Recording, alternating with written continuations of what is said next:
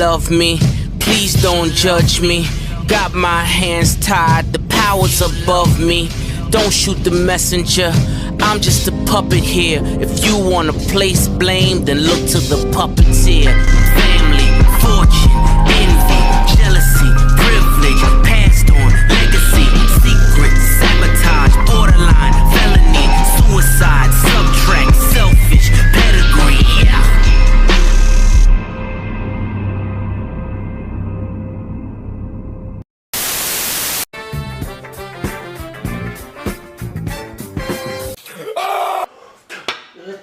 Dad, what?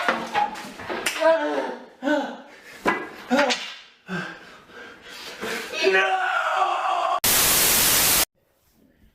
So yeah, Martinsville happened this weekend. And well, for Martinsville, there was a lot of good. There was also a lot of bad. And there was some downright ugly. We had a mix of everything at Martinsville. We had some highs. We had some lows. We had some meat moments in the middle.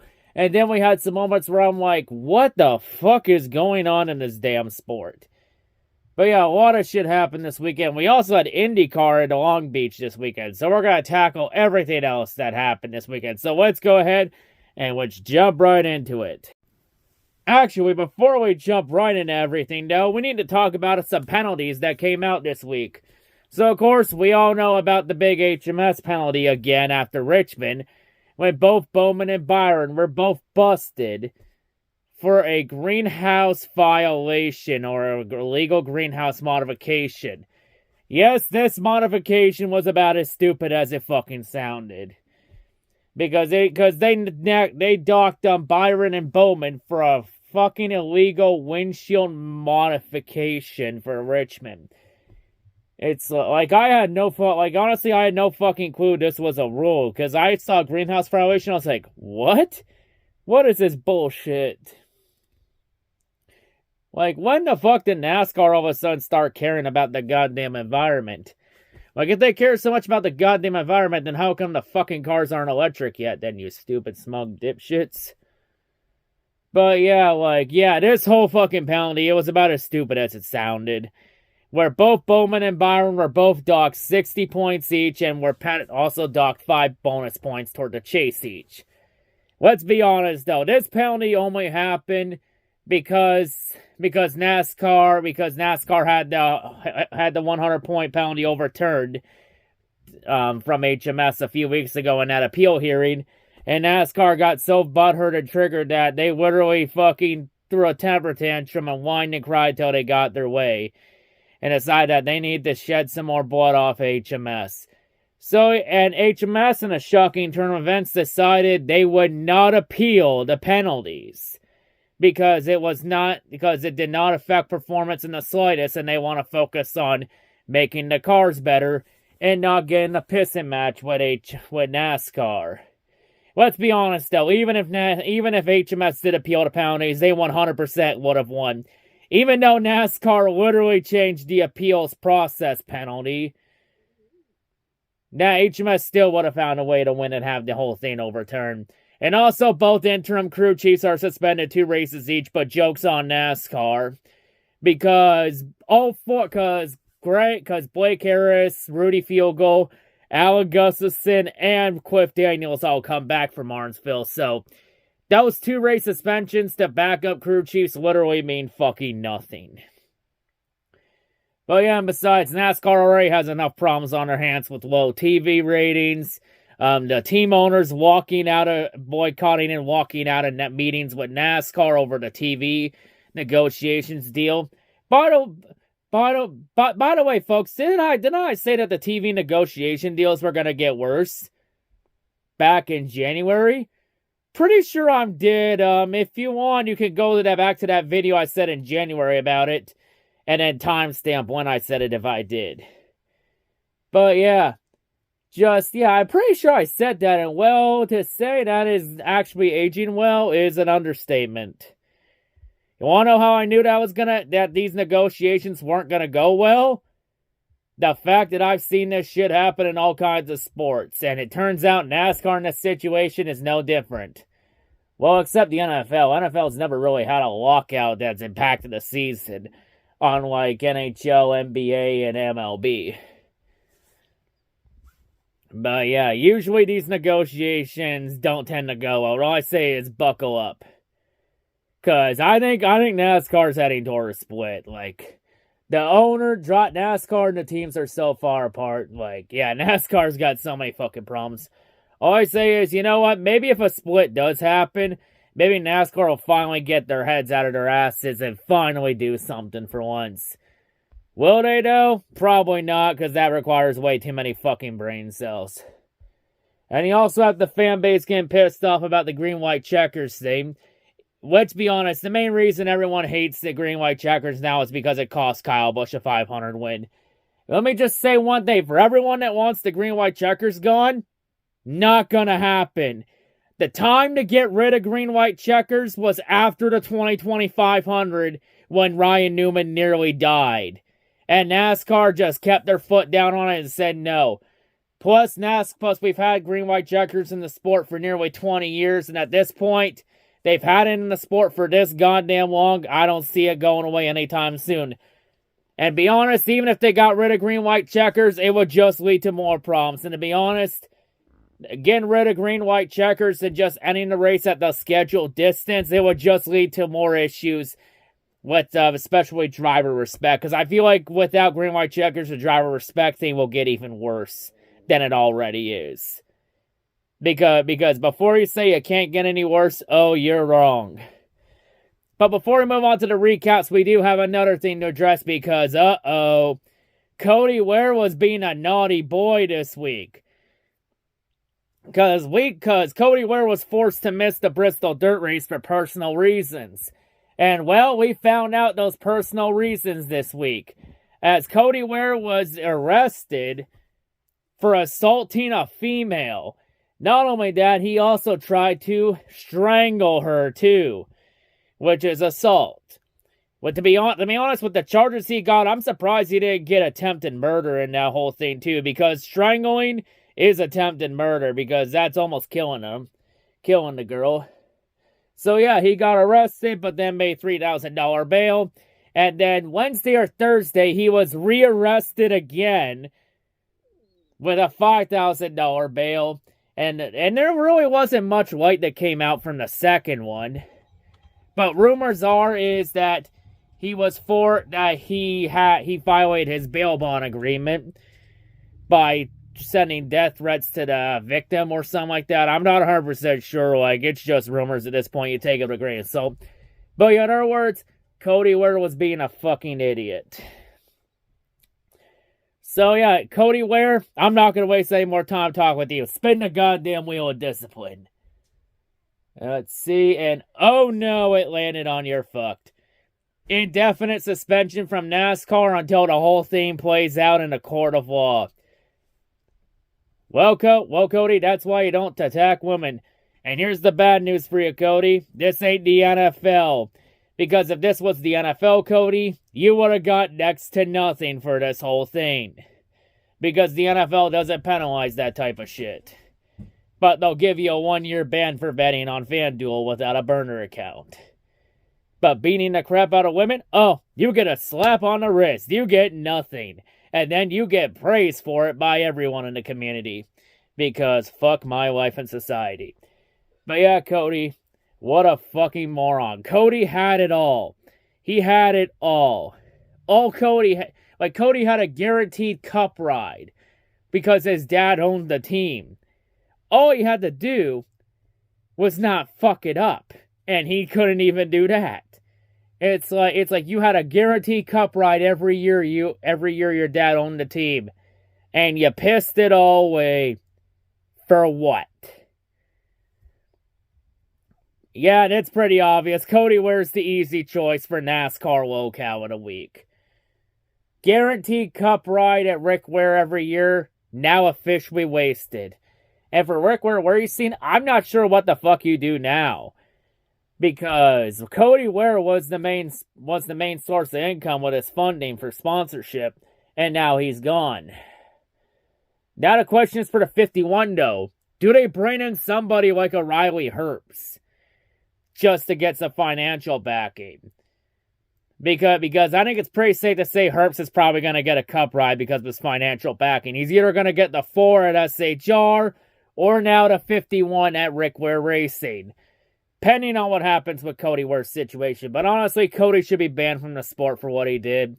Get that useless piece of trash out of here. Anyway, enough of this negativity. Let's get right to the recap. So starting off, we had the truck race, and this truck race was kind of a shit show.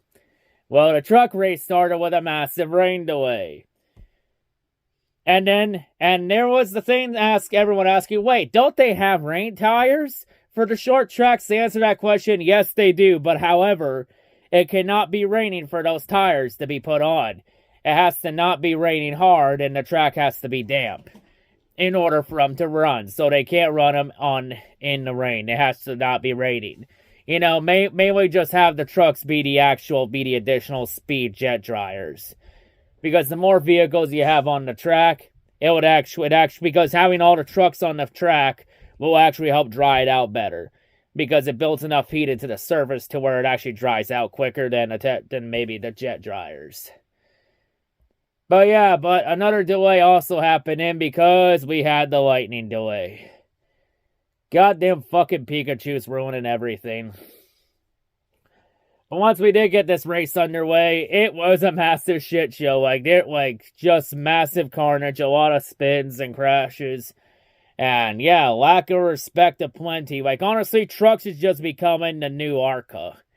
It's just becoming ARCA, but with trucks instead. It's just becoming a fucking disaster.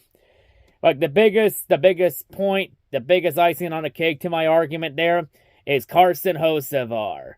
When Hocevar tried to intentionally hook into Taylor Gray on the back straightaway, and Carson Hocevar completely failed and spun himself out and got a flat tire.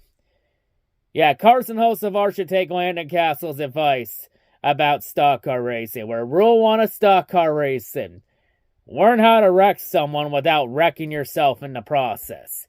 And for Hocevar's sins, he could take a 2-lap penalty to think about what he did wrong. Beep! Yes, NASCAR actually penalized rough driving this time. And probably Hocevar won't get any more penalties other than that, because 2 laps is enough. That's a points penalty in itself. But in the end, after stage 2 and after 123 laps, we would then have more rain come in the area, followed by more lightning from that fucking Pikachu around Martinsville Speedway. Someone needs to fucking take that goddamn Pikachu out. But in the end, after hours of waiting and almost running toward midnight, and getting close toward 1 a.m., NASCAR decided to do the right thing after it was past halfway, and decided to just put everyone out of their fucking misery with this race. And the win in the end would be handed to Corey Heim. So Corey Heim gets his first win of the season and survives this shit show of a truck race at Martinsville under the lights. A race that didn't start until around 10:30 p.m. and ended after midnight, after 123 laps. So Corey Heim gets his first win of the season. He also prevents Kyle Busch from getting another one in the Truck Series. So yeah, King Leach fails to get win number 2 of the Truck Series season now. So now Kyle Busch is 1 for 3 in his truck starts so far this year. Even in that situation, Kyle Busch still has more wins than all of his KBM teammates combined. So yeah. But yeah, Corey Heim gets his first win this season, the 11th for Tricon. And Corey Heim, he's now in a prime position to possibly make the Truck Series chase this year. We'll find out his fate later this season. But yeah, after Corey Heim had a couple wins last year, Heim finally gets one as a full-time driver. And this one could put him in the chase. We'll find out later this year what happens, because there's still a chance we could have 11 different drivers and trucks win a race this year, which could complicate things. But yeah, that's the Truck Series shit show at Martinsville. Now on to the Xfinity race at Martinsville. And Xfinity, well, it was the John Hunter Nemechek show from start to finish. But it was some good racing. You know, too bad the stage breaks kind of ruined the long green flag run, so we can't see strategy and all that play out. But yeah, John Hunter Nemechek had the car to beat all race. Like, he was the class of the field. You know, you had a lot of comers and goers in this race, but yeah, Nemechek just had the car to beat this race. You know, despite Sammy Smith and Cole Custer's best efforts, it just was not enough to beat John Hunter Nemechek at Martinsville. Because Nemechek put on a clinic at Martinsville. Easily, I believe that's probably one of his the most dominant win of Nemechek's Xfinity career so far. Like, Nemechek just flat out bitch slapped the field this entire race at Martinsville. And John Hunter Nemechek, he goes on and he gets the win at Martinsville. Hit one of the most dominant wins, I think, in Nemechek's career, even dating back to his truck days with KBM. Like, Nemechek just put on an absolute masterclass clinic at Martinsville. So yeah, Nemechek's win, it deserves great honor. Nemechek, time to burn it down. God damn it, Nemechek, no. That is not what I meant when I say burn it down. I meant badass burnout. Worthy of that performance. Not light the fucking car on fire so you can pass post-race inspection. God damn, what is it with drivers lighting the fucking cars on fire in post-race? First we had it with Zane Smith and trucks at Coda, and now John Hunter Nemechek and Xfinity at Martinsville. I mean, what's next? What's going to happen? Who's going to do it in Cup now? Kyle Larson? Yo, time will tell there. Maybe Kyle Busch? I mean, Kyle Busch did light a car on fire in Xfinity at Nashville in 2009. So it's plausible. But yeah, man, god damn. God damn, and honestly, with Nemechek's car catching on fire, he just gives more ammo to all those boomers that keep calling the Toyota teams damn cheating yoders. Get him out of my NASCAR. But there's one thing that Nemechek didn't catch on fire and won't be cheated out of, and that's his spot in the 2023 Xfinity Chase. So now John Hunter Nemechek joins Austin Hill as the only two drivers that have officially locked themselves in the Xfinity Chase since they have multiple wins this year. So yeah, 2 spots have now been clinched in Xfinity. Only 10 more spots remain. Who will get those last 10 spots? Tune in to find out later this year. But yeah, and it's safe that, and it's kind of fitting that Austin Hill and John Hunter Nemechek are the only 2 drivers locked in so far, because those 2 have been the top 2 drivers in Xfinity this year. Like, I honestly feel like that championship at the Xfinity Championship is going to come down to those 2. But I honestly feel like currently at the moment it's like really close between the 2, but I kind of would give Nemechek the edge. Like, I mean, Austin Hill is mainly good at super speedways and okay everywhere else. I feel like Nemechek is just better than Hill on all the tracks overall. Like, just overall, Nemechek, I think, is better than Hill. You know, time will tell later throughout the season to see who is the better one throughout this marathon of a season. But yeah, anyway, that does it for Xfinity there. So now to the IndyCar race at Long Beach, and we had a Lab 1 crash in Long Beach. So now both street rate course races for IndyCar this year have had a Lab 1 crash. And both those crashes involved Helio Castroneves. For fuck's sakes, IndyCar, can we go one goddamn street course race without a goddamn Lab 1 caution?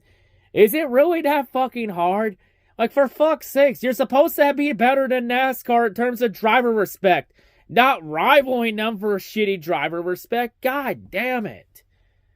But anyway, though, after that shit was eventually sorted out, we had ourselves a race. As this race, it was mainly a 2-car battle for the win for most of it between Joseph Newgarden and Kyle Kirkwood. Kirkwood had a fast car, but after a couple cautions with Scott Dixon going in the tire barrier, after him and O'Ward couldn't give each other any space, and then Dixon ended up being sent in the barriers, and then a bunch of chaos happened, including Pato O'Ward getting spun out into the tire barrier too. Newgarden would get the lead on track position, and Newgarden would hold it for most of the race ahead of Kirkwood, as those two battled out there.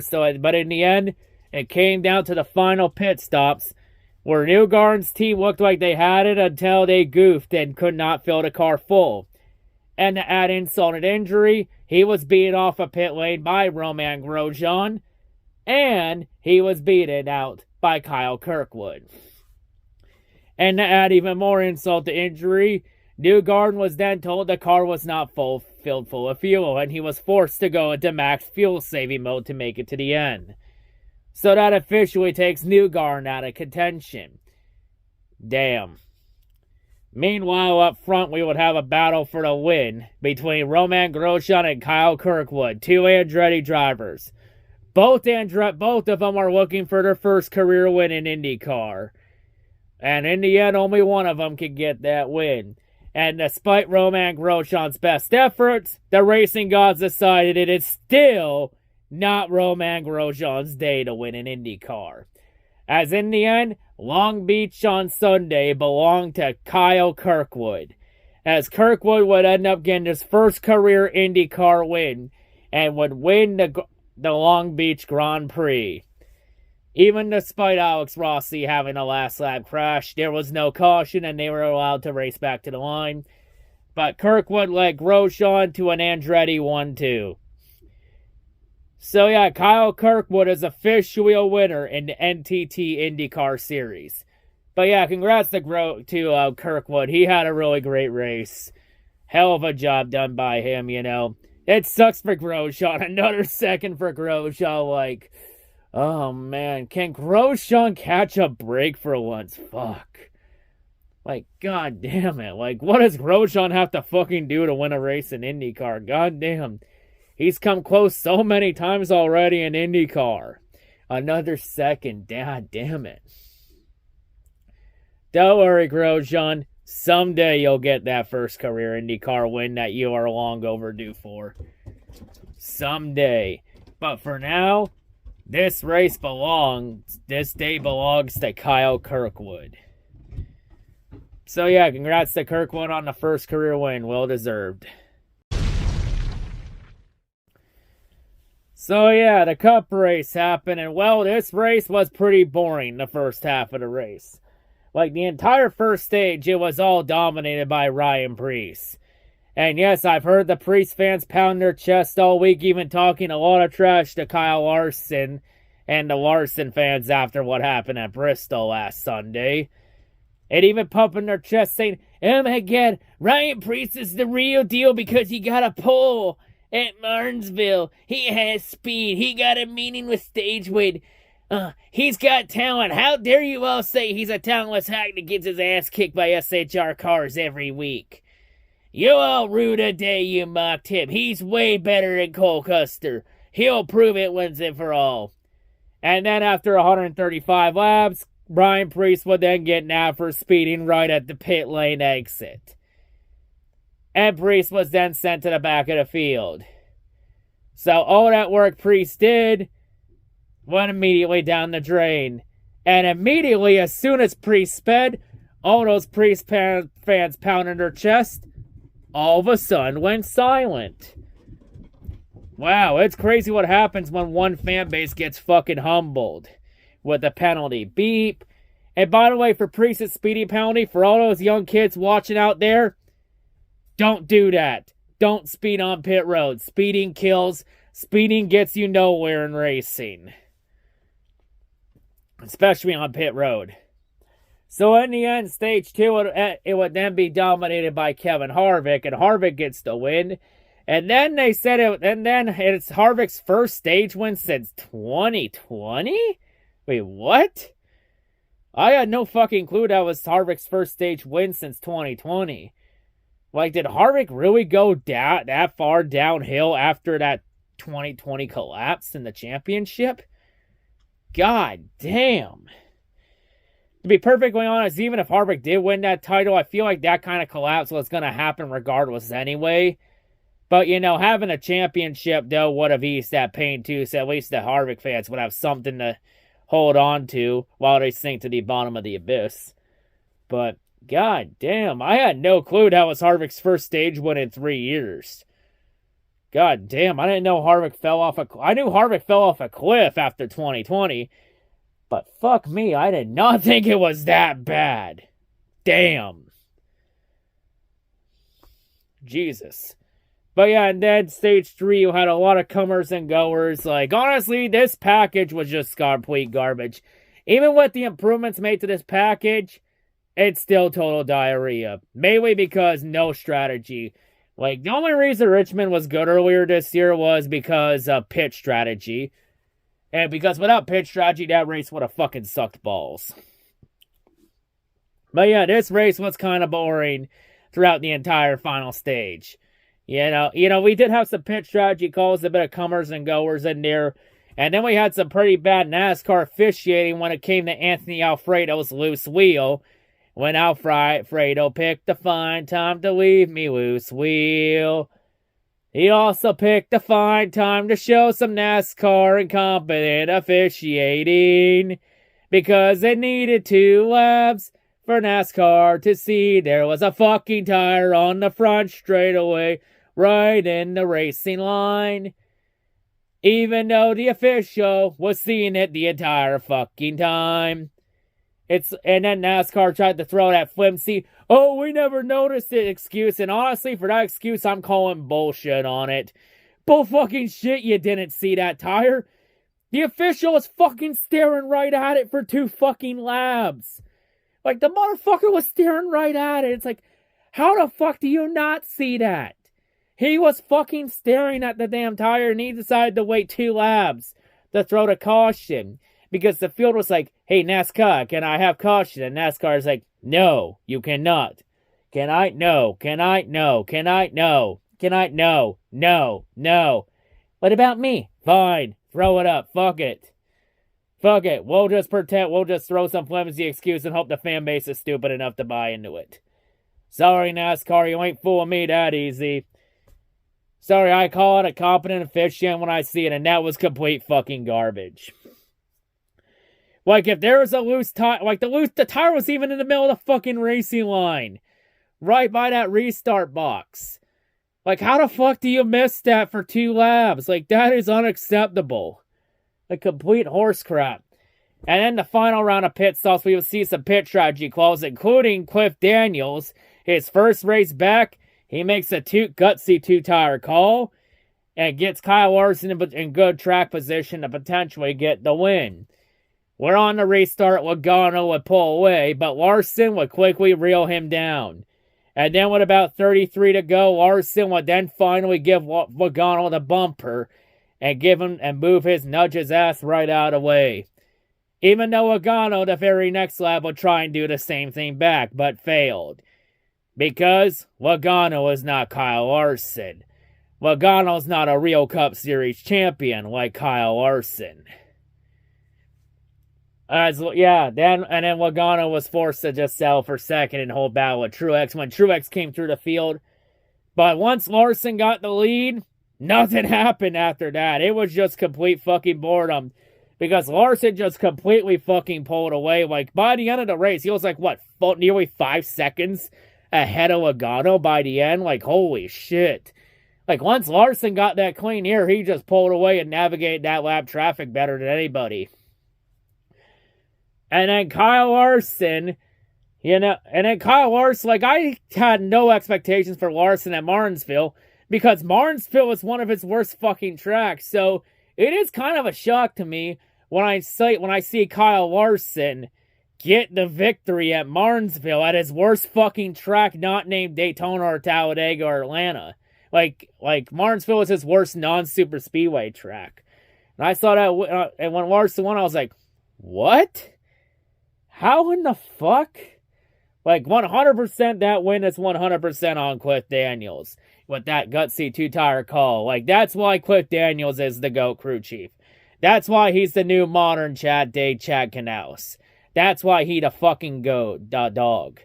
Like, I'll say this, Cliff Daniels got that fucking dog in him like that 5 team does. And then Kyle Larson does the impressive burnout where he did a full 1-lap burnout around Martinsville. So yeah, last year we had Ross Chastain's Hail Melon, where Chastain proved you could wall ride the car if done correctly. Until NASCAR decided to be a bunch of pussies and ban it. And then NASCAR looked even more hypocritical this year when they banned it, but still used that move to promote for promos, and also in segments too. So yeah, that kind of does make NASCAR look hypocritical with all that. But man. But yeah, Larson also proved now with this that you can do a burnout, a one-lap burnout without blowing the tires if done correctly at Martinsville.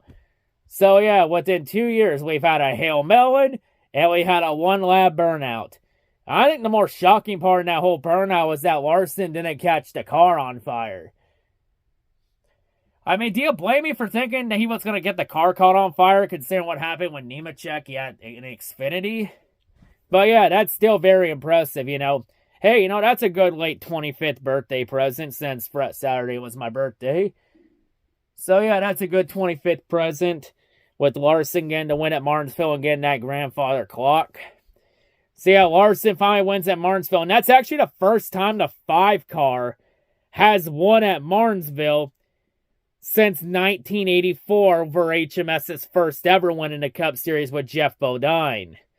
Yeah, that's only the second time the 5-car's ever won at Martinsville out of the 28 times HMS has won at that track.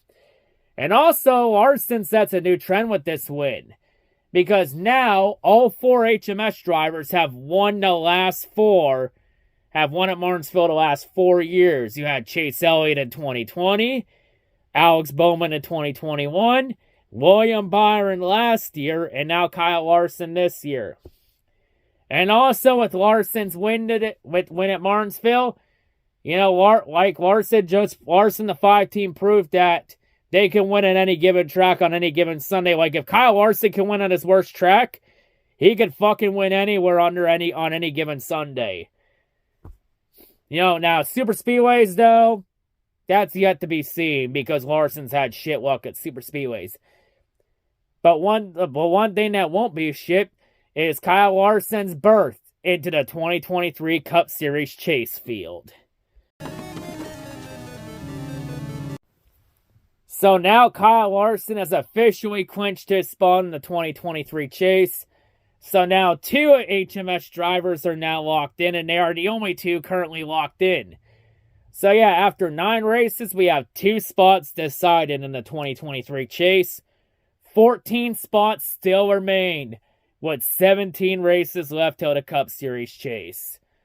Like, this is honestly why getting rid of the top 30 rule was a terrible idea. Like, we're having drivers lock themselves in fucking March and April. Because the Cup chase doesn't start for like another 4 or 5 months. So now the next 4 or 5 months for Larson and the 5 team mean literally fucking nothing. Like, at this point, it's just test and tune until the chase, and just sandbagging at this point. But yeah, Larson joins his teammate William Byron as the only 2 drivers locked in the Cup chase. And of course, no, I did not miss another detail, because I should have also mentioned, this race was also Chase Elliott's official return to the NASCAR Cup, to the Cup Series, after Chase Elliott was out for 6 races with that broken leg he suffered in that snowboarding accident in Colorado during this time off. Because Chase Elliott explained that he uses the snowboarding to practice for the Cup Series. Which, when I heard that, I was like, interesting way to train, I'll say the least. But yeah, and then he just said that was that one move he got that he did that got him injured. He said it was a move that he's done millions of times and has done it pretty safely and well. And that this one time, just shit happened. And of course, all that was talked about on the Pat McAfee podcast. Yes, you heard that right. We had a NASCAR driver on the Pat McAfee podcast. Mainly that podcast where we see like WWE wrestlers and football players and basketball players and all that good stuff. You know, I mainly know a lot about the Pat McAfee podcast because of Dan Campbell. being on there. I mainly watched that one. I've also watched, like, his podcast interviews with, like, fucking Randy Orton and Brock Lesnar. There was some good ones, too. And even watched a cringy one with Ron Rogers. But yeah, that's big, though, for NASCAR to have Chase Elliott on there, you know. Hopefully we get to see more drivers on the Pat McAfee podcast in the future. Like, I mean, in terms of a short list of drivers, like, I would like to see on the podcast, like, my short list is way too long. Like, for starters, my short list includes Kyle Larson, Kyle Busch, Kevin Harvick, Denny Hamlin, even fucking Logano. I would fucking like to see him on it. You know, I would also like to see, you know, maybe someone like a Ross Chastain on there, maybe a Martin Truex Jr. in there too. Like, at least 7 drivers I can name right off the bat, and I think could do well on the Pat McAfee show. Especially someone like a Kyle Busch or a Larson or a Hamlin or a Harvick. That would do some good things there, too. You know, maybe even some other retired drivers, you know, like a Jeff Gordon or a Jimmy Johnson or even a Tony Stewart or Carl Edwards or whatnot. Or even Kurt Busch. Because usually the only time drivers appear on any podcast is the fucking Dale Jr. download. And I guess if you want, you could maybe mention Hamlin's new podcast, Actions Denvermental. But, you know, that's yet to be seen how long that lasts. He also had other drivers on the Door Bumper Clear one. But yeah, this is a big one because Pat McAfee is like one of the biggest sports podcasts there is. Like, Pat McAfee is the fucking gold standard for a sports podcast. But yeah, you know, hopefully NASCAR can capitalize on that because NASCAR needs a lot of things to go their way. And let me just say one thing for Chase Elliott. No, Chase Elliott missing 6 races is not the reason for low ratings. Because the ratings were already going low before Chase Elliott got injured. It's just the injury didn't help in there. And even if there is a Chase Elliott effect with the ratings, you know, that falls more on NASCAR for not marketing their drivers properly. Like, if there's one lesson I think we could take from Chase Elliott's injury, it's that NASCAR needs to learn not to throw all their eggs in one driver basket. AKA, don't throw all your eggs in the Chase Elliott basket. Yes, I know Chase Elliott's most popular driver. Yes, I know he is Yes, I know he is the son of Bill Elliott and his NASCAR loyalty. Yes, I know a majority of Elliott's fan base consists of the sloppy seconds of Junior Nation and most of Jeff Gordon's fan base. But still, that doesn't mean you just throw all your fucking eggs in that basket, you know? You gotta spread the wealth around because, really, outside of Chase Elliott, who really rivals Chase Elliott in NASCAR popularity? In this day and age, like what? Kyle Larson and Kyle Busch? Like 2 drivers, really? That's it. And they're both Kyles. Like, there are multiple drivers you can market as well outside of Kyle Larson, Kyle Busch, and Chase Elliott, you know. You got like a Ross Chastain with the Hail Melon, you know. You got other drivers in there too, you know. You got Logano, who could become a top villain in the sport, you know. Well, I would say Harvick, but Harvick's gonna be gone at the end of the year, you know. Truex might be gone at the end of the year, like... Hamlin, we don't know. Well, Hamlin might have a couple more years before he's gone, too. You know, but you got other young drivers you can market the sport around, too. You know, you got Christopher Bell that you can market with. You know, you have Tyler Reddick. You even have other young drivers in there, too, like a Noah Gragson and a Ty Gibbs. As Gibbs could become the next top villain in the sport if he ever gets up to his potential. Like, NASCAR has other young drivers they can market the sport around. NASCAR just needs to get their fucking heads out of their asses with it and learn to market drivers not named Chase Elliott.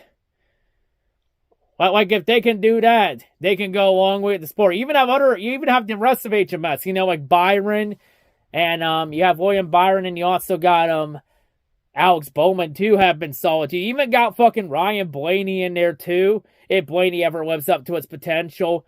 You know, you even got like someone like a Chase Briscoe, too.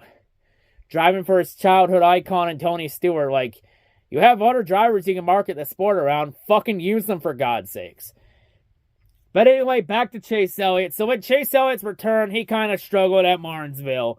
Which was kind of expected because Martinsville's a tough place to drive. Especially when you're coming off a fucking leg injury. But in the end, Chase Elliott fought through the pain. Even though Josh Berry was on standby in case Chase couldn't go the full distance, but Chase fought through the pain.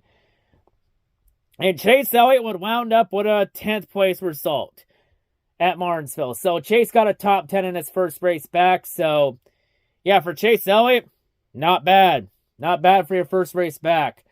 Unfortunately, runs like 10th place aren't going to be good enough to get you in the chase for 2023. Because, I'll be honest here, you look at the points thing, Elliott's way too far back on points to even be considered making the chase. Like, honestly, for the next 17 races, Chase Elliott's in a must-win if he wants to have any chance at going for a second championship in 2023. Like, Elliott has to win. Because I know everyone mentions, he knocked 4 points off, but here's the thing, though. You want to know what helps you in that points battle? Win. Win. Because you win one race, that 127-point deficit means absolutely nothing. Because, well, Elliott, he's not going to make it in the top 10 and get bonus points for finishing top 10 in points for the chase when the chase starts at the end of the regular season. So at this point, Elliott just needs to get some race wins and stage wins and just get some bonus points to try and stack up for the chase. Because, yeah, Chase Elliott is getting a waiver for the chase, and he'll be in if he could just win 1 or 2 races, I only say 2 races because, there's still a possibility we could have 16, 17 different winners this year. There's always that possibility, especially after last year. So, but hey, if Chase Elliott gets 2 wins this year, he's in. Then he doesn't have to worry about anything. He's automatically in. Because, yeah, 2 wins automatically punch your ticket in the chase. But, yeah, that's all the things from Martinsville. But, yeah, Kyle Larson gets the win, and he gets the payback on Ryan Preece. Because, oh, yeah, I should mention, every driver that's attempted to get payback at Larson won the following week, Last year at Vegas, Bubba Wallace wrecked Kyle Larson at Vegas. Larson went on to win Homestead the following week, and then last week at Bristol, Preece wrecked Larson for payback. And a week later at Martinsville, Larson gets the win. All I say to the Preece fans is, that could have been you today. If Preece wasn't a fucking idiot and didn't speed on pit road. Like, honestly, for Preece, the fact that Preece lost the race like that falls 100% on him because Preece could never recover after that. Let me just say this for Preece. Good drivers can overcome adversity. Preece couldn't even do that. He only managed to get all the way back up to 15th, and that's it. And by the way, Preece, now Ryan Preece, enjoy being the only SHR driver this year without a top 10 finish because, oh yeah, your equally incompetent teammate in Eric Almirola, he got a 6th place finish at Martinsville today. So now Ryan Preece is the only SHR driver without a top 10 finish this year. Everybody else at SHR has had at least one, with obviously Harvick leading the way, and Briscoe being the 2nd best, and now Almirola is the 3rd best. And then Preece is at the bottom. But yeah, Preece fanboys, you Preece fanboys should have learned not to fuck with the cane. Let this be a lesson to you all for next time. You come at the cane, best not miss. Because if you miss the cane's gonna kick your ass in more ways than one. And that's what Larson did today. Larson found a way to win a race that probably should have gone to Preece if Preece wasn't a dipshit. But yeah, now Preece fans, enjoy being the only SHR driver without a top 10 this year. And oh, Preece fans, your lesson ain't over yet because Preece is being sentenced to NASCAR R&D. With its car being sent to the R&D Center for further evaluation. So yeah, for all the HMS haters that were trying to make for wondering how HMS fans felt about Byron and Bowman going to R&D a few weeks ago, now Preece and Austin Dillon fans can learn how we all felt in that whole week leading up to it. But anyway, that's Martinsville. Win 295 for HMS. 5 more wins away from 300. The countdown is officially on. But anyway, On to Talladega next week, the land of the buttholes.